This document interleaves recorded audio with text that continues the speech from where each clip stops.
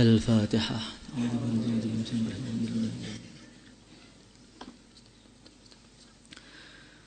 Bismillahirrahmanirrahim. وقال الذي اشتراه من مصر لامرأته أكرمي مثواه عسى أن ينفعنا أو نتخذه ولدا عسى أن ينفعنا أو نتخذه ولدا وكذلك مكنا ليوسف في الأرض ولنعلمه من تأويل الأحاديث والله غالب على أمره ولكن أكثر الناس لا يعلمون وقال الذي اشتراه dan berkatalah orang yang membeli Nabi Allah Yusuf min Misra yang dari Mesir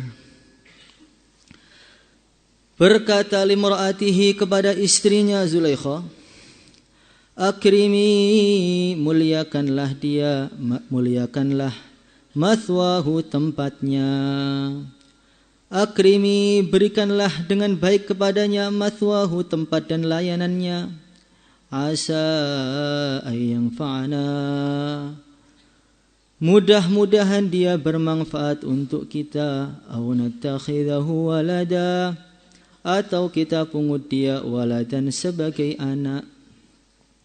Wa kadzalika dan demikianlah makanna kami memberikan kedudukan yang baik li Yusuf kepada Nabi Allah Yusuf fil ardi di negeri Mesir.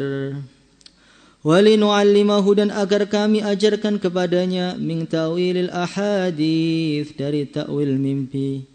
Wallahu dan Allah ghalibun berkuasa ala amrihi terhadap urusannya walakinna aktsaran nasi la ya'lamun tetapi kebanyakan manusia la ya'lamun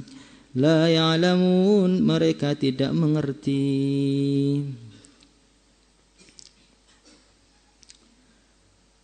Jadi setelah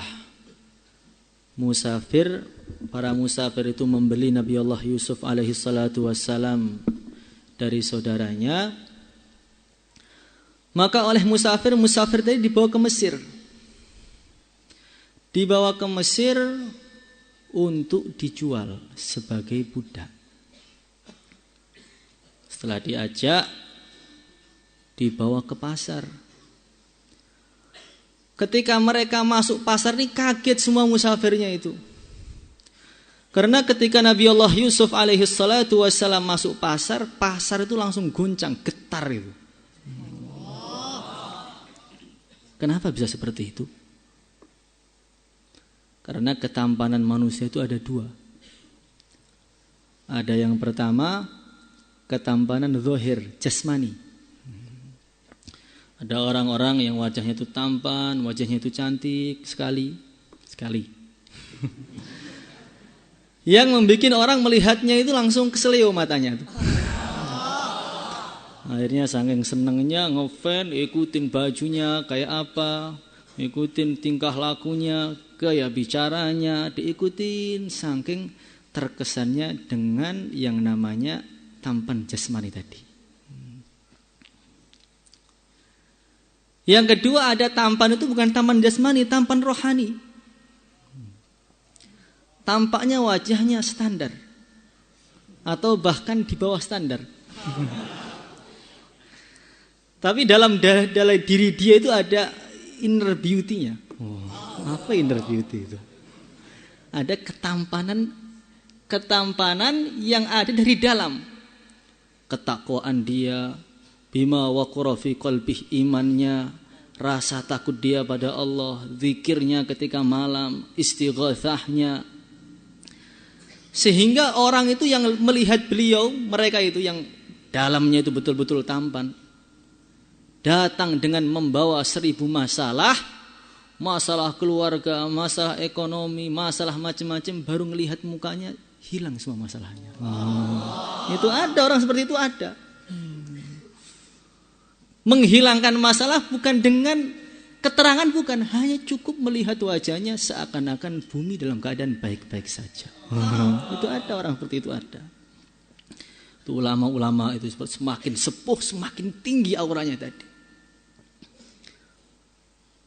Lah ada yang ketiga. Yang ketiga itu bukan tampan itu. Zoan ada tampan batin, ada tampan jasmani. Yang ketiga itu zahirnya sudah jelek, batinnya juga jelek. Oh, ini Masya Allah ini. Ngelihat wajahnya saja, zahirnya itu sudah pengen muntah. Batinnya sangat buruk, hari-hari jailin orang, ngajak orang maksiat, ngajak orang keburukan, hari-hari bully orang, gepukin orang. Masya Allah, ini namanya neraka dunia. Orang yang melihat dia baru ngelihat saja sudah terasa mendapat azab. Ini orang yang ketiga ini, jangan sampai ketiga. Lah, Nabi Allah Yusuf alaihi salatu wassalam ini menggabungkan antara tampan jasmani dengan tampan rohani. Jasmaninya kurang apa? Orang ngelihat tangannya dipotong gak terasa.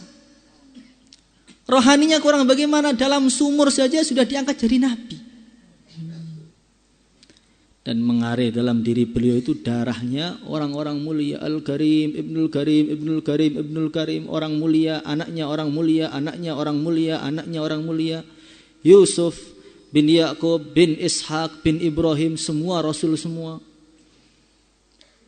Sudah nabi, keturunan orang-orang hebat, dia juga hebat, mengalir dalam dirinya darahnya orang-orang hebat, akhlaknya sangat tinggi, gurunya malaikat Jibril, didikan Nabi Allah Yakub, kurang apa? Nah, ketika masuk dalam pasar, Allah buka tadi hijab. Yang dulu hijab ini tidak tampak ketika dilihat oleh saudaranya. Ketika dibuka, Masya Allah, maka aura tadi, jasmani dan rohani kumpul jadi satu. Menyebar, akhirnya memanah semua mata-mata yang memandang beliau. Maka semua hati saat itu tertawan semua, tergila-gila dengan Nabi Allah Yusuf, semua hanya cukup dengan pandangan pertama. Saking hebatnya Nabi Allah Yusuf ini. Maka langsung orang-orang itu rebutan, harganya langsung naik. Yang punya 1 dinar, saya beli 1 dinar. Apa? 2 dinar sini, 3 dinar, 100 dinar. Ada yang bawa ontanya, ada yang bawa bendanya, semua datang untuk rebutan bagaimana bisa mendapatkan Nabi Allah Yusuf alaihi salatu wassalam. Sampai harganya naik, sampai satu harga yang tidak ada orang yang mampu membayarnya. Karena harganya adalah seberat badannya Nabi Allah Yusuf. Jadi harus dibayar dengan uang seberat badannya. Yaitu 400 ritel. Tidak ada yang mampu membayar kecuali namanya Al-Aziz. Seorang wazir kerajaan namanya Kitfir. Panggilannya Aziz, Kitfir. Dia bayar pakai emas, perak, mutiara, sutra. Setelah dia bayar, dia melihat, kenapa saya mau membayar orang ini semahal ini, kenapa? Karena saya tahu orang ini adalah orang yang tidak akan pernah berkhianat kepada saya, akan menguntungkan negeri ini, akan menguntungkan keluarga saya, sudah bisa saya terawang itu. Maka Sayyidina Ibnu Mas'ud beliau mengatakan, asyaddun nasi firasatan thalathah. Ada 3 orang itu yang firasatnya sangat tajam, sangat kuat, dan berhasil semuanya. Siapa itu? Yang pertama adalah firasatnya Sayyidina Abu Bakar dalam memilih pengganti, yaitu Sayyidina Umar ibn Khattab radhiyallahu ta'ala anhu. Ini Umar ini akan menguntungkan umat ini, kelihatan sudah. Firasat saya ini adalah orang hebat. Akhirnya betul menjadi pimpinan besar yang membuka negara Islam begitu banyak. Yang kedua adalah firasatnya anaknya Nabi Allah Syuaib ketika melihat Nabi Allah Musa alaihi salatu wassalam. Gimana? Ya abati ista'jirhu inna khaira man ista'jartal qawiyul amin. Anaknya mengatakan pada ayahnya, wahai ayahku, ini kamu perkerjakan laki-laki ini nih. Sebaik-baiknya orang yang kau pekerjakan adalah laki-laki yang kuat, laki amanah. Jadi laki-laki idaman itu siapa? Al-Qawiyul Amin. Kuat dan amanah. Itu laki-laki asli itu begitu. Bukan laki-laki yang ketika ada jerawat satu seperti dapat musibah terbesar dalam kehidupan. Bingung ini kalau bekas nanti gimana? Aduh Pak. Yang hari-hari di depan kaca kasih make up supaya nanti lalat-lalat bisa kepleset di pipinya. Ini namanya laki-laki nanggung. Kelaki-lakian itu tanggung. Al-Qawiyul Amin. Kuat laki amanah, bukan kuat tapi playboy bukan. Tapi kuat amanah. Itu Nabiullah Musa alaihissalatu wassalam.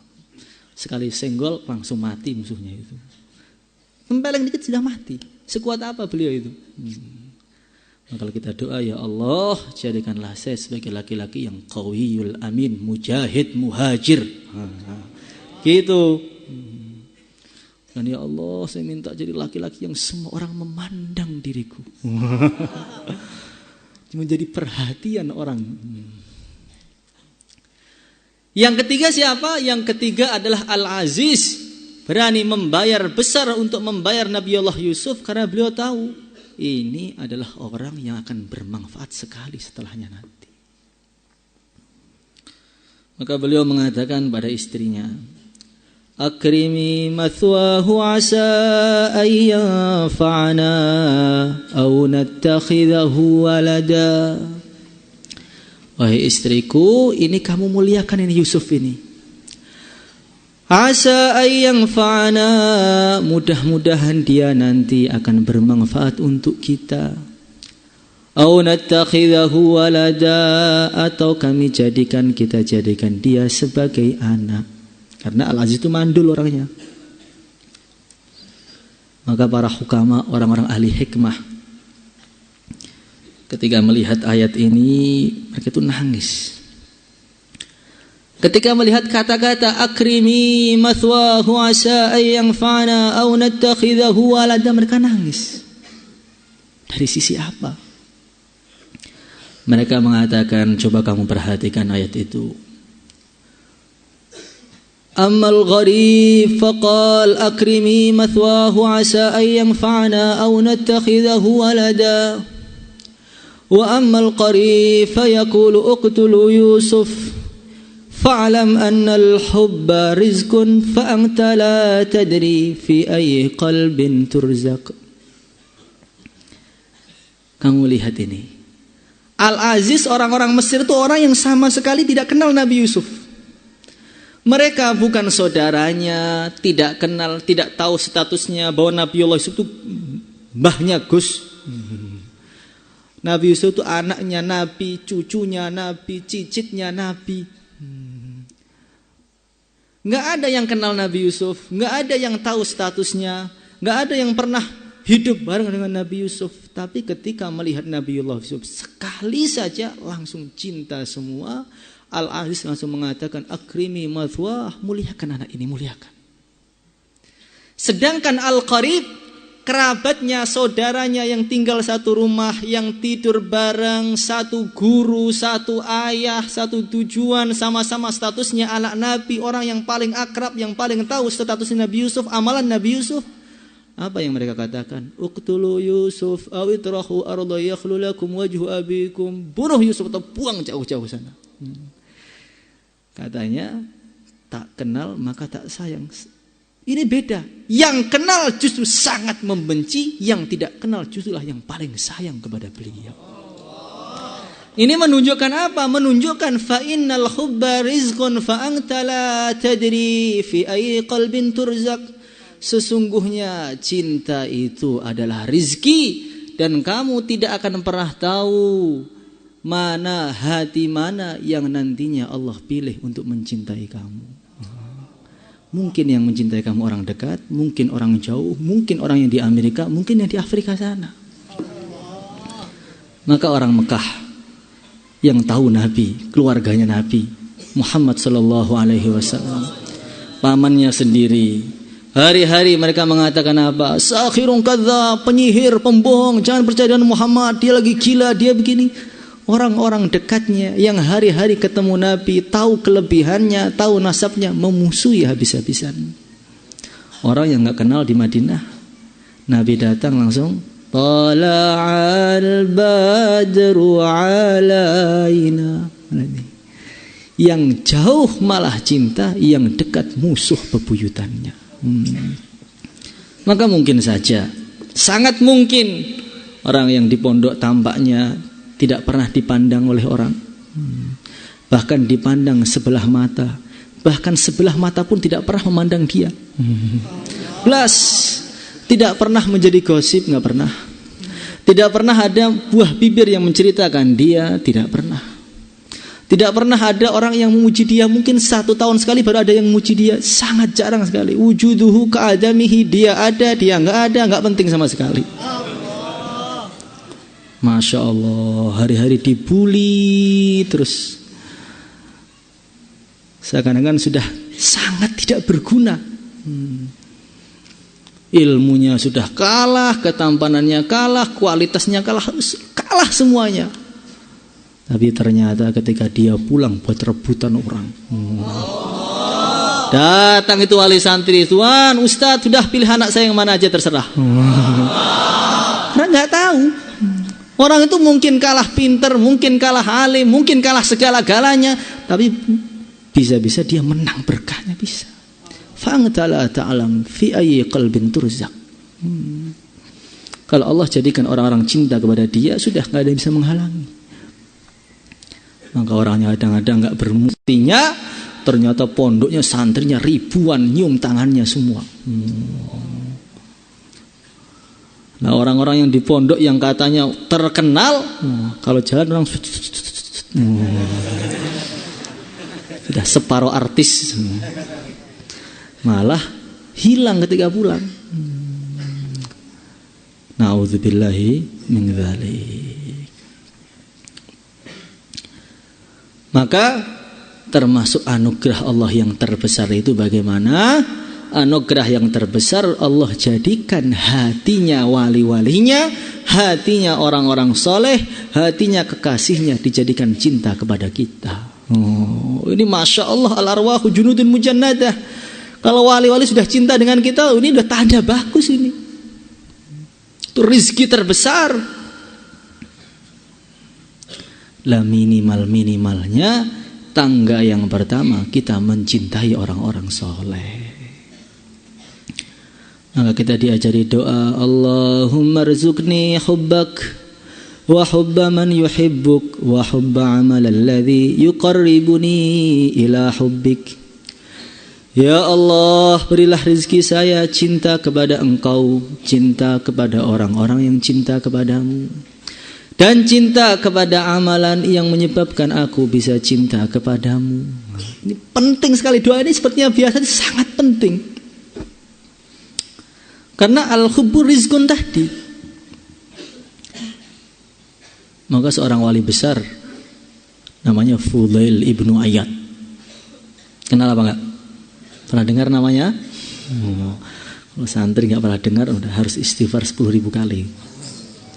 Fudail ibnu Iyad, dia ini suatu ketika datang ke rumah kekasihnya. Ketika datang malam, ternyata kekasihnya sudah tidur.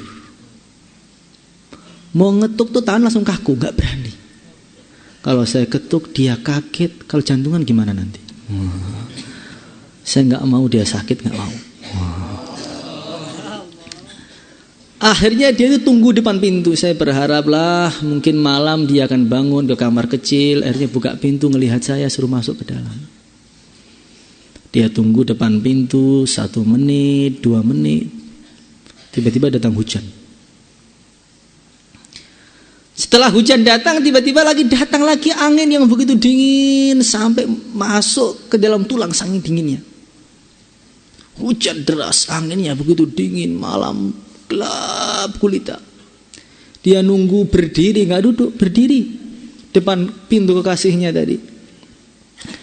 Tengah-tengah berdiri, terdengar suara. As-salatu khairum minan naum. Astaghfirullahaladzim, ternyata sudah subuh. Saya rela berdiri hujan-hujan, gelap-gelap di depan makhluk yang sama sekali tidak pernah memberi rezeki saya, kuat semalaman. Kenapa saya tidak kuat untuk Allah? Langsung ditinggalkan kasihnya, pagi puasa, malam sholat, jadi wali akhirnya. Gimana caranya itu Pak? Apa bisa orang semalam untuk ibadah itu apa bisa? Mudah sekali, mudah sekali. Pengen tahu? Jalan sana ke tempat angkringan-angkringan itu. Ada orang main game mulai asar sampai subuh.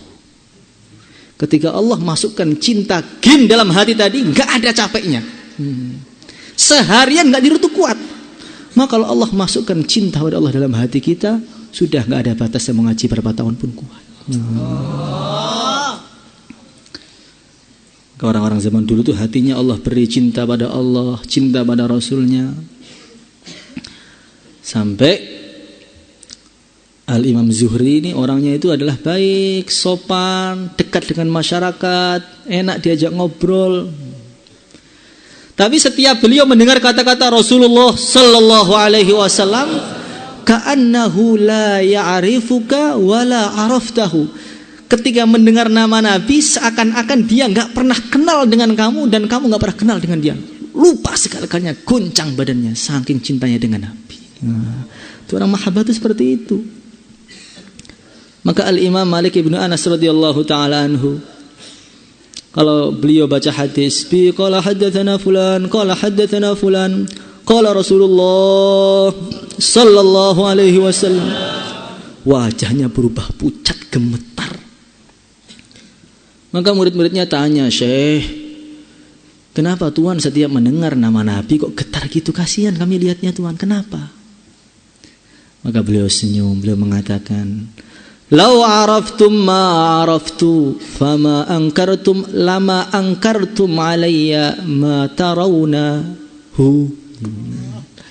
Seumpama kamu pernah melihat, pernah menyaksikan apa yang dulu pernah saya saksikan, tentu kamu sama sekali tidak akan pernah merasa aneh dengan perbuatan saya ini. Saya itu punya guru namanya Muhammad ibnu Munkadir. Kalau beliau itu baca hadis sampai nama Nabi langsung nangis sampai kami itu bingung mau tanya hadis, bingung. Saya kasihan yang lihat. Ada lagi gurunya namanya Ja'far ibnu Muhammad. Setiap baca hadis qala Rasulullah tersetak itu, lidahnya itu berhenti langsung. Gak bisa teruskan. Sampai hampir-hampir dia gak bisa meriwayatkan hadis kecuali hanya babut toharoh. Gak kuat menyebutkan sabdanya Nabi. Itu namanya orang yang sangat cinta dengan Rasulullah SAW. Itu orang yang dibeli oleh Allah hubba man yuhibbuk, diberi cinta kepada orang yang cinta kepada Allah. Wa hubba amal alladhi yuqarribuni ila hubbik, dan mencintai amal yang menyebabkan kami bisa cinta kepada engkau. Jadi kita doa supaya apa? Supaya kita ini bisa cinta dengan zikir, cinta dengan sholat, cinta dengan ngaji. Kalau orang sudah Allah beri itu cinta dengan ngaji, sudah gak bisa berhenti itu. Maka guru saya pernah cerita, di Yaman itu ada pelajar orang tahasus minhaj.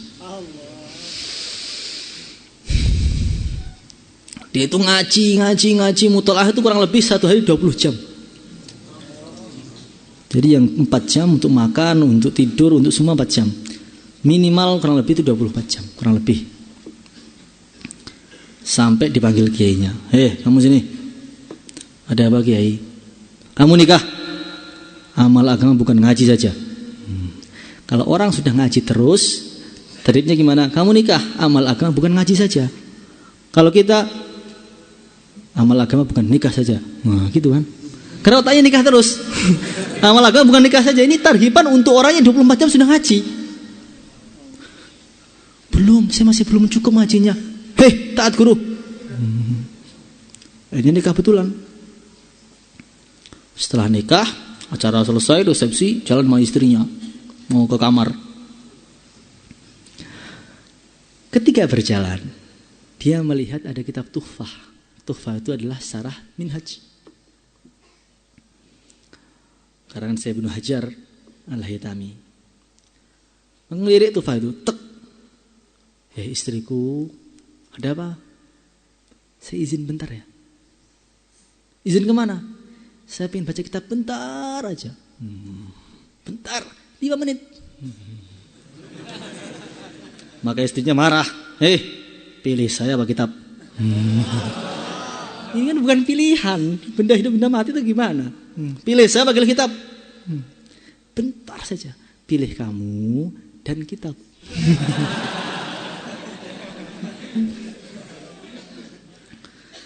Akhirnya, yaudah nggak apa, bentar aja, lama-lama ya, bentar aja. Dia buka itu kitabnya, Masya Allah. Baru awal 1, langsung getar itu semangatnya itu. Gak terasa 2, 3 keringetan, 4, 5 sampai hayya 'alas shalah, hayya 'alal falah, sudah subuh ternyata. Jadi malam pertama bukan digunakan untuk bersama istrinya, malah bermesraan dengan kitabnya. Ini siapa ini? Orang yang Allah beri hubba amal alladhi yuqarribuni ila hubbik. Maka orang-orang yang cinta ngaji. Kita cinta ngaji apa enggak? Cintanya enggak semangat kata-katanya itu.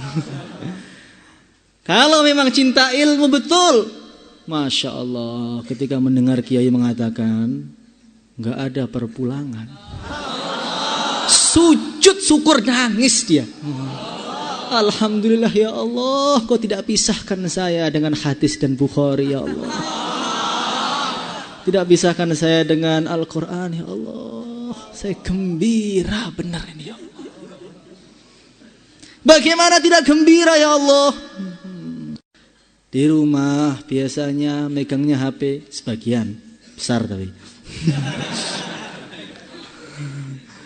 Sekarang dirubah megangnya kitab Bukhari, Ihya.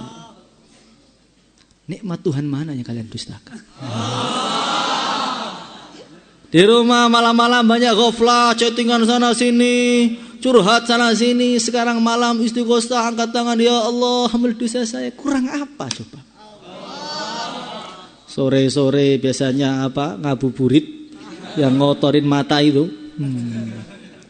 Sekarang sore-sore di depannya kitab tafsir, duduk di masjid bersama para ulama, ngelihat kiai, kurang apa? Wala in kafartum inna adzabi lasyadid. Kalau enggak syukur itu bahaya betul.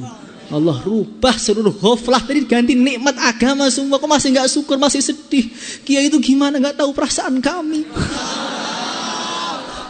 Allah itu menggerakkan kita untuk memaksa kita supaya jadi orang soleh. Harusnya malah dikasih amplop itu kiainya. Maulaya salli wa sallim daiman abada ala habibika khairil khalqi kullihim wal habibul ladzi turja syafa'atuhu likulli hawlin minal ahwali muqtahi. اللهم صل على سيدنا محمد وعلى آل سيدنا محمد. اللهم فقهنا في الدين. اللهم علمنا التأويل. اللهم زدنا علما. اللهم زدنا فهما. اللهم زدنا علما. اللهم زدنا نورا. اللهم زدنا بركة. اللهم زدنا تشريفا وتكريما ومهابة وبرا. اللهم إنا نسألك حسن الخاتمة. اللهم إنا نسألك رضاك والجنة ونعوذ بك من سخطك والنار. وصلى الله على سيدنا مولانا محمد وعلى آله وصحبه أجمعين والحمد لله رب العالمين. Malam ini malam nisfu Sa'ban, ini malam besar, sudah menjadi amalannya orang-orang soleh. Mereka itu nanti habis maghrib baca Yasin 3 kali. Niatnya biar umurnya panjang, Allah panjangkan dan berkah. Kemudian bisa selamat dari balak selama 1 tahun selamanya. Dan niat supaya husnul khotimah. Dan baca itu doa-doa yang ada di nisfu Sa'ban itu, yang sebagian ada ma'thur dari Ibnu Mas'ud. Ya. Dibaca dan sudah menjadi pengalaman para ulama. Kalau orang tuh amalan malam ini biasanya umurnya itu panjang sampai tahun depan. Nah, nanti yang kelihatan ngantuk itu lihat biasanya itu gimana itu. Semoga panjang juga. Al-Fatihah.